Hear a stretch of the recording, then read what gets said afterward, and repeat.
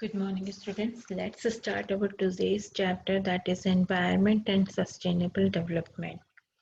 So, first of all, we will see the objectives of the chapter. The objectives of the chapter is the meaning of environment, states of India's environment, challenges to India's environment, and sustainable development.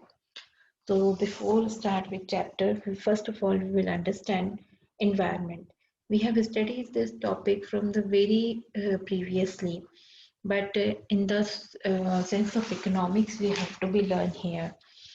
So what is environment is defined as a total planetary inheritance and the totally of all the resources.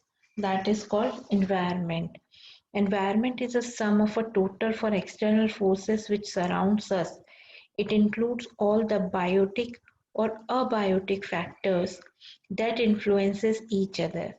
Biotic means biotic elements include all the living elements like birds, animals and plants, forests, fisheries, etc. And abiotic means include non-living like air, water, land, etc. But both a combination of both the biotic or abiotic make an environment. So now we will discuss about the functions of the environment. So first function is supplies resources. Environment supply renewable and non-renewable sources. What are the renewable and non-renewable resources? So renewable resources are those which can be used without the possibility of the resources become depleted and or existed like trees, fishes, solar energy, etc.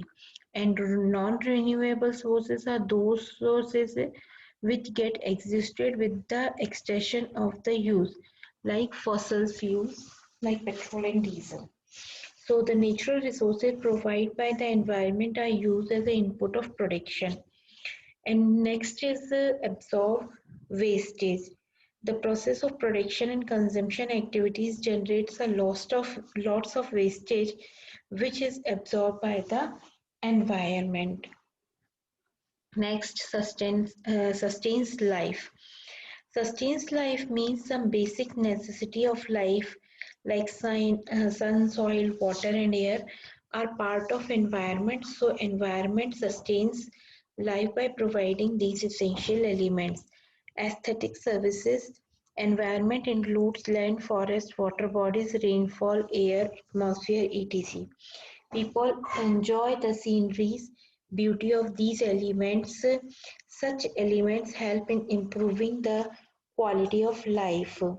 So the environment is able to perform all these functions without any interruption as long as demand of these functions within is the carrying capacity.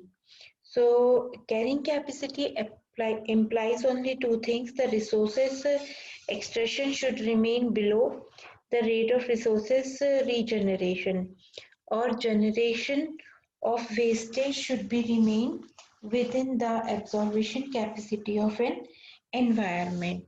So these are the two main functions of environment. Now we will discuss about the reason of environmental crisis or what are the main environmental issues. Two are here. I will explain you more. The rises population of developing countries and the affluent consumption and production standards has put huge stress on the environment. Many resources have become extinct and the wastage generated by the beyond the absorptive capacity of the environment. Absorptive capacity means the availability of the environment to absorb the degradation. The various reasons for environment crisis are summarized here.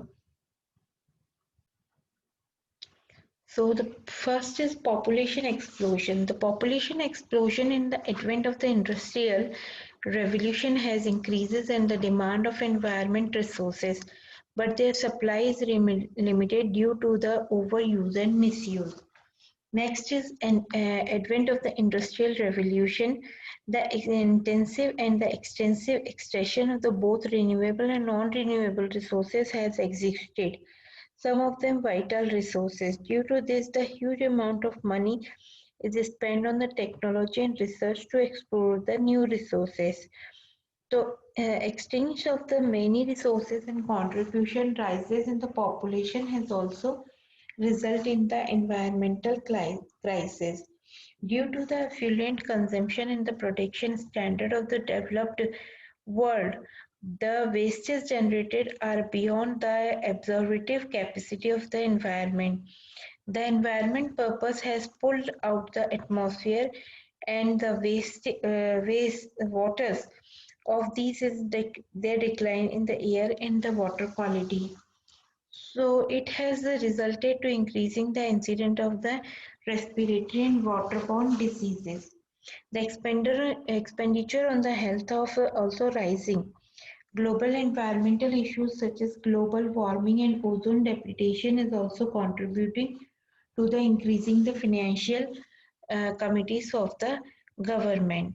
So it is important that these are the main crises of the environment.